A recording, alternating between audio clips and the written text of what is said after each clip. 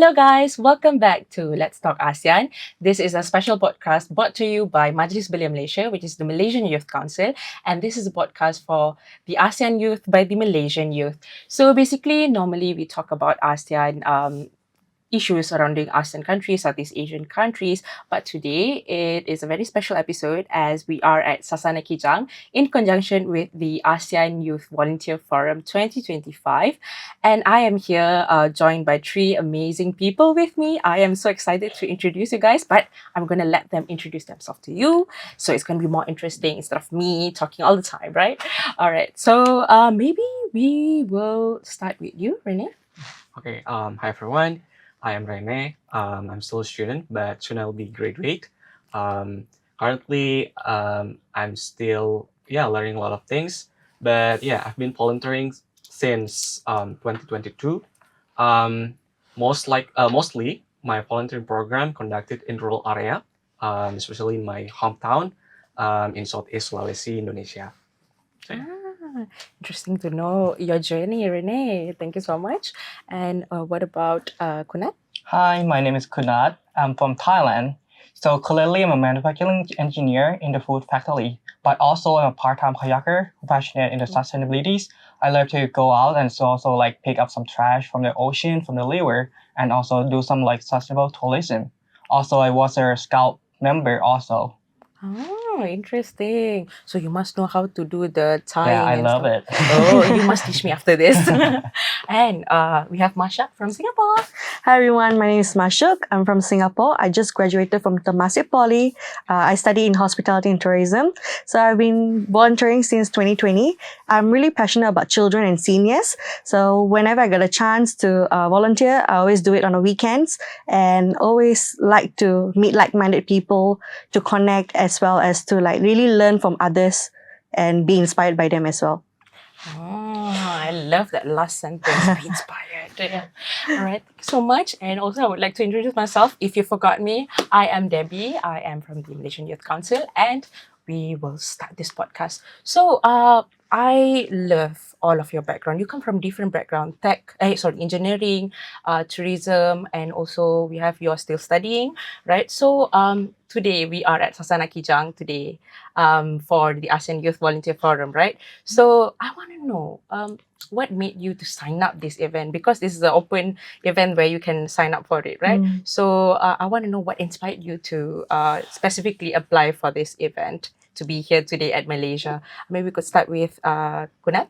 So like first of all, we have to thank to the organizer for this event to clear this event. The reason I joined this one because I think that it's an event that we can find out a lot of people that like have our same like mindset or the thing that we try to contribute to the society together. And when we like meet up together, we can clear something better for our like communities. That is why I think it's a good chance for me to like explore the world and make a new plan. I see. Exploring the world and make a New thing. Oh, interesting. What about Mashuk? For me, I like to thank NYC and Youth Corps Singapore for this opportunity. It's really I'm really grateful for the opportunities because I get to meet like-minded people, like the way they share with me, because everyone here are from different countries and we get to share some insights that I'm not aware of before this program. So it's really like an eye-opening experience, I would say. Yeah. May I know what is one of the things that you already, like maybe something that you didn't know before, but you learned through this program, that you were saying something that you didn't know maybe Like previously. okay. Yeah. Because you meet people from a lot of different background, right? Correct. So maybe maybe you were studying tourism and then you come here. Because like in the forum today also we have Yes. a lot of different I would say themes that we are touching on, tech and everything. Maybe what particularly intrigues you out of your own I would say what you're currently doing?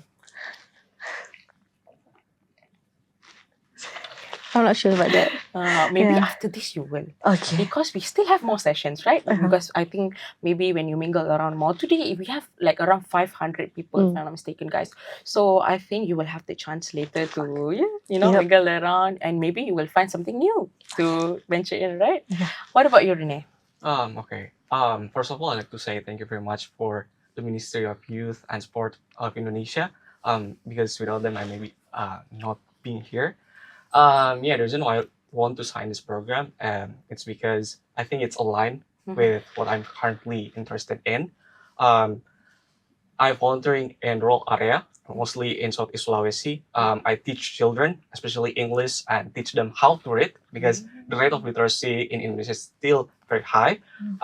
Therefore, when I see this program is going to be held in Sabah and Sarawak, in which Sabah also we are going to go to the village, and also I think there's a program that we are going to kindergarten. So yeah, I think it's going to be light. That it will be very useful for me when I'm going to come back to my hometown. That's very good because like I totally relate to you. I mean like I am happy that you know more about Sabah Sarawak. Actually, even I have volunteered in Sabah Sarawak. I think we share the same issue of digital literacy, not only just digital literacy, even English. I think yeah, it's definitely something that we could learn from each other, and maybe you can bring back those things, and I also maybe can bring back those things back to my own projects. And that's very interesting point of view for you to sign up this event, because for your information, guys, all of them will go to Sabah and Sarawak to volunteer after today's program. Which Sabah or Sarawak? Which states are you guys assigned to? I'm in Sabah. Sabah. So do I. Sabah as well. Sabah. All three of us Oh, from Sabah. boleh ba kalau kau. No, let me teach you guys Okay. one phrase that you should know when you go to Sabah. I'm half Sabahan. Okay. So it's a very common phrase. So normally it's mean like you can something like that. So boleh ba Boleh Boleh ba? ba? kalau kau. Kalau kau. Kalau Boleh ba kalau kau. Boleh ba kalau kau? Yes, Wow, okay. see, they are ready. I'm sure. Even though I didn't get the chance to go to Sabah with them, I'm sure you guys will enjoy because Sabah has very scenic views, and you guys will enjoy an escape from a city. Because today you are in Kuala Lumpur, and then you will go to Sabah, so it's a two different vibe. Maybe later we can catch up on which kind of vibe do you prefer, right? All right. So moving on. So like so you guys were sharing like how you guys are involved maybe in education, volunteering with seniors and students, etc. So like can you describe like the level of like your youth volunteerism in your own country? Like how deeply involved are you in the grassroots movements or in the policy making in the volunteering area, I would say. Anyone could start if you have done so. Okay, I can start Okay. first. Okay, so in Singapore, volunteerism is quite a huge thing, I would say. Like we will really collaborate with schools. Like the agency will collaborate with schools and make sure that we get all the volunteers through certain programs. For example, like youth expedition project, where they can travel to different countries, like for example Indonesia, Vietnam, Cambodia, to really do a community service learning at that specific country. Another way is we rally the volunteers to do good in the society. For example, like you can teach digital literacy to the seniors, or you can even like teach low income children to about numeracy programs, which I was part of when I was doing volunteering. Yeah. So you're passionate about digital literacy and also numeracy? And seniors and children. Seniors and children. Yeah. So what are the maybe example of programs that you were volunteering in? So for example, the first program I ever joined was the Kids Count at Bedok. Okay. Oh, Bedok. Yes, Bedok. Oh, Yes, very Kids Count familiar. at Bedok and Boon Lay. So the Boon Lay was the first one. Okay, Boon Lay is like a town in Singapore. So where we will meet every Saturday morning Okay. to teach about numeracy to children aged 7 to 9 years old, like primary 1 to primary 3. Okay. Yes, and then we will teach them about numeracy in a more fun manner, like a team curriculum. Yeah, so every year the curriculum will be a bit more like streamlined, like make it more fun for the children to really like pay attention, and like it's not really a tuition center but more like a fun way that the children can like learn about numeracy. Yes, and I did that project for 2 years. Okay. Yes, and then I moved on to doing volunteering for seniors, where I teach them how to use the phone, like simple settings, how to use WhatsApp, how to call their friends, because it was COVID like pandemic at that time. So WhatsApp was a very huge thing, and to teach seniors how to use video call, it was like a privilege, so that they can connect with their friends while they're at home, so they don't risk themselves being exposed to those Scams. scams my and virus. Oh, that's very interesting. I think that's something that personally I'm also concerned about. I have quite old parents, but generation is changing.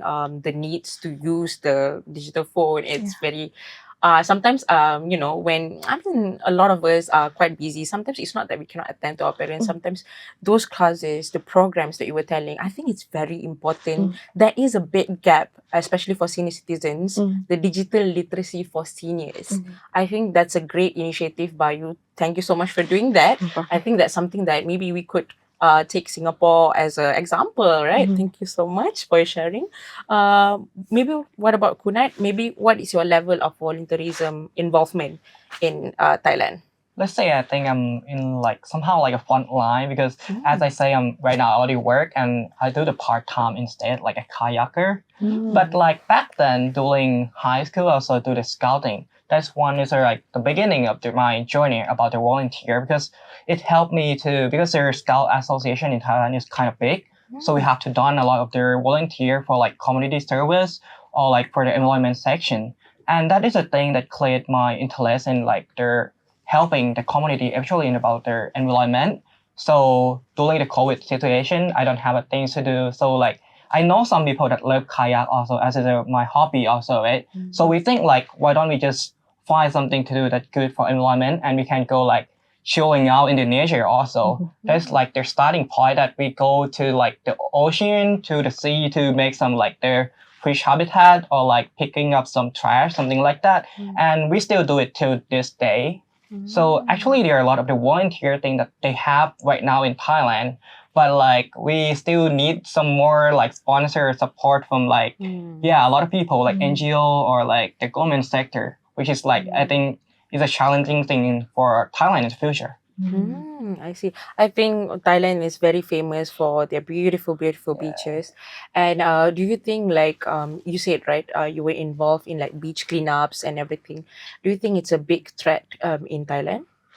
I think yes, because as you mentioned, beach or their nature is one of the things that make the tourists come to Thailand. So if we able to clean it up, if we make sure that it will help it look better, it will help a lot of their people to come in Thailand. So it help in both of the economic way and also environmental way. I see. That's very interesting, because sometimes I feel maybe I don't know. When we talk about doing volunteerism, we think about maybe the short-term effect, where we feel okay, if we do today, people are going to throw rubbish again. So what's the point of doing it, right? But hearing that you said Thai youths are actually very passionate about volunteering and caring about this thing, because they think about the long-term effect, where they think about how tourism market is going to work, and it's going to affect how tourists is going to come to our country. That's very progressive of Thai youths. Very amazing, guys. Thank you. And what about Renee? In Indonesia, how in which level are you currently in volunteering? Maybe I'm quite different with Makshuk and Kunat. Especially in my hometown and in Sulawesi, Indonesia. The volunteering level is in there is still not as big as in Singapore and in Thailand, but it's still growing.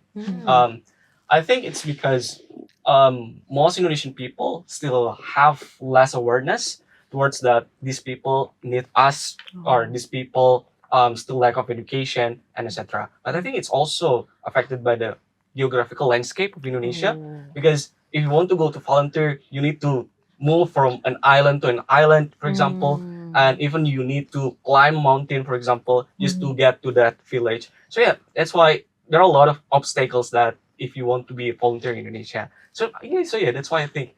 But it doesn't mean most people in Indonesia don't want to be a volunteer. They still want to be a volunteer, of course. But yeah, still there are still a lot of obstacles that we need to manage. That's very inspiring. Actually, when you said about like challenges are still going to be there, but those who decide to go over that, beyond that, and still volunteer, those are the golden people that we need to, praise, I would say. And I believe you're one of them. So you said about like, sometimes you have to climb over mountains. I personally have been in Sulawesi Selatan, and I totally get you when you said like you have to go through mountains and everything. So have you done any projects in these rural areas that you are talking about? Yeah. I've been involved in volunteering. There's an island called Namu in Southeast Namu. Sulawesi. That island, we don't have access off-road to go there. We have to take a small boat to go there. It takes like an hour to be able to go to Namu Island. Yeah. The problem is when you want to go to Namu Island is that you have to face a big wave. Oh, a big wave. Yeah. Oh, so you went through that, Yeah. and that was your biggest challenge? We can't. For me, I don't know how to swim. Yeah, But same. Honestly, when I hear you say wave, I was like, myself, I can't swim. That's quite scary. yeah, so yeah, it scares me a lot. But yeah, I know they still need me and all of the members of the community. Damn, that's very inspiring, guys. I am actually speechless. So, okay, so you reached the community, right? So, what kind of projects are you actually doing there? We sometimes like brings a lot of books to go for the schools there because it's very hard for the access for those community to buy books in the city, and also we also help the teachers there to teach, especially for me, I teach English for those children, and also learn 5 to 6 years old how to read, because there's no kindergarten there. You just go to primary school after you're 7 years old, but kindergarten is very important for your development. Yes. So yeah, that's why we have to help them. Wow, amazing, Renee.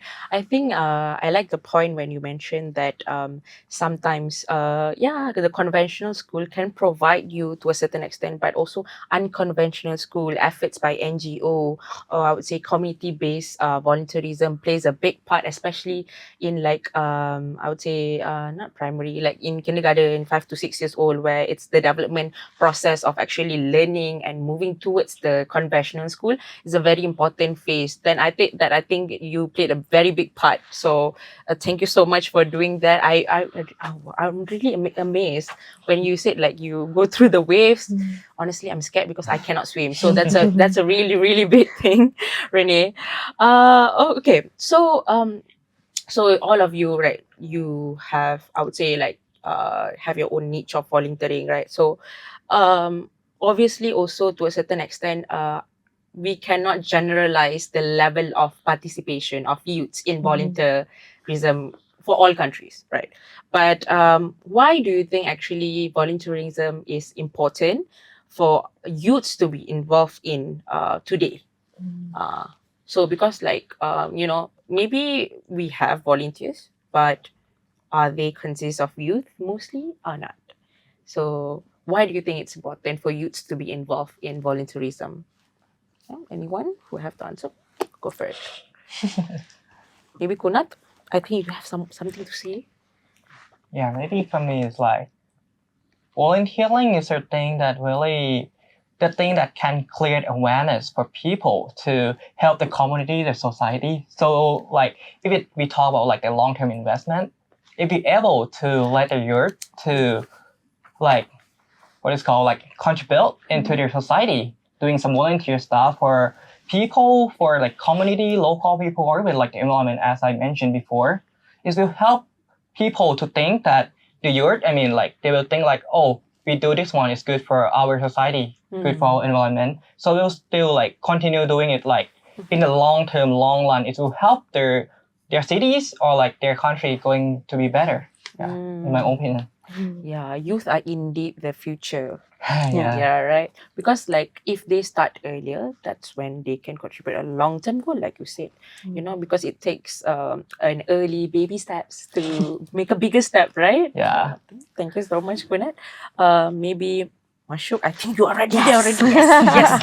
Okay. So for me personally, when I started volunteer, I was really like a very self-centered person because I'm the only child. So whenever I do some things, I don't really share with anyone, right? So when I start doing volunteering opportunities, it really like broadened my perspective. It helps me to really understand others, like other people, because all of us are from different walks of life, different characters and morals. So as I volunteer, I get to really learn about empathy as well as kindness. Like how a small gesture, like what the panelists shared earlier, a small gesture can make a huge impact in someone's life. And that really can spark one person to be the change maker into the society. So that really was such an inspirational thing. That's true.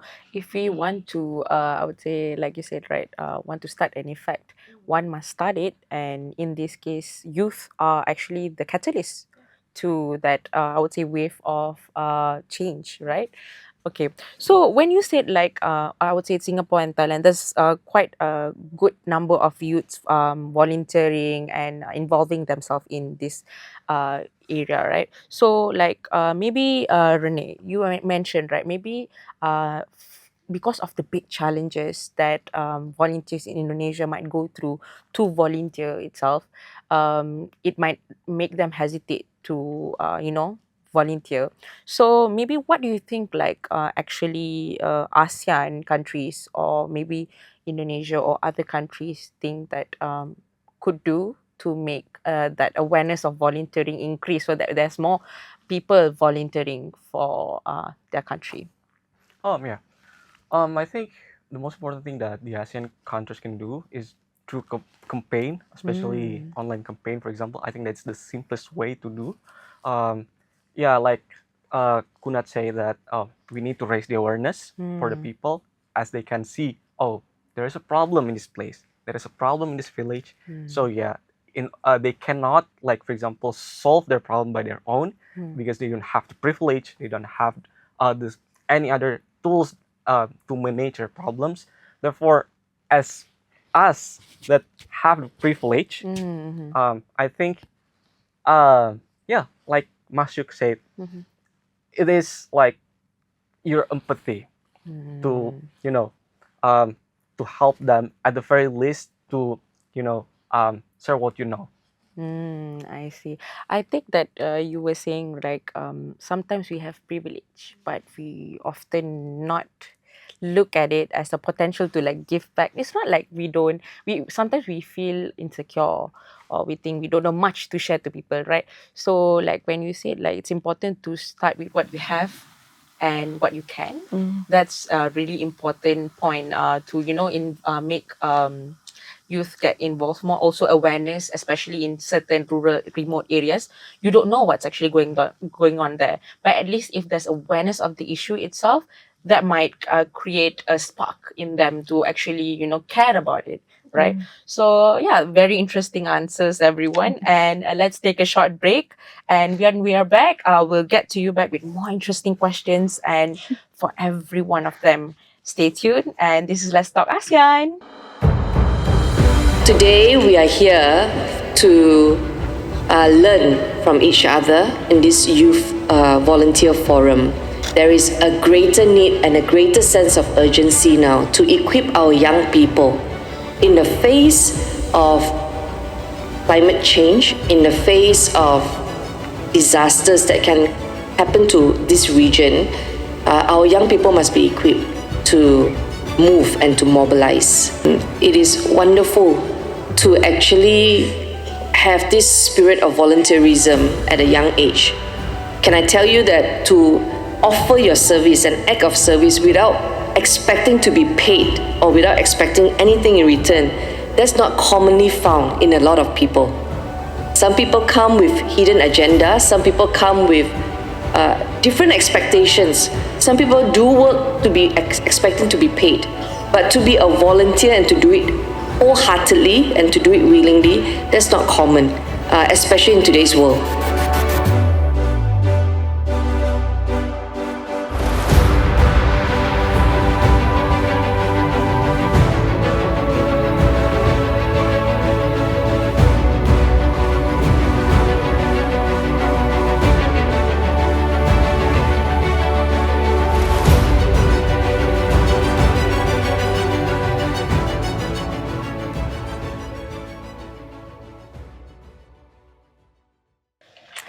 Welcome back to Let's Talk ASEAN. This is a podcast by the Malaysian youth for the ASEAN youth.